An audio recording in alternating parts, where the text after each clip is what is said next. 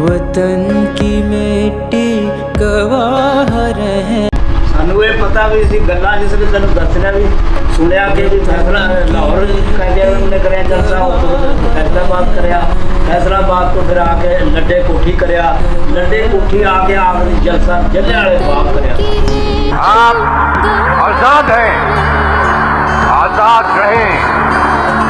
आप लोग इस मुल्क पाकिस्तान में अपनी अपनी इबादत गाहों, मस्जिदों या मंदिरों में जाने के लिए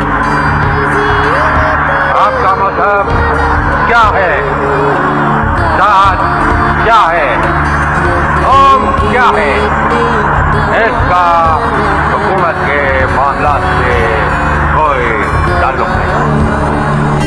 अच्छा, जलियांवाले बाग आखिरी जलसा कर दिया हमने क्या, मगर पाकिस्तान बन गया, इंडिया इधर बन गया मस्जिद। उत्थे जनाब वो जिसले सारे एक दूसरे को जोड़े ना उन्हें कहते लोग फाड़ लीजिए मार दिए, ठीक है। मुसलमान तगड़े थे, उन्होंने चुप के पति ही बिठा के ले गए। कितने का वाकया है जलियांवाला बाग।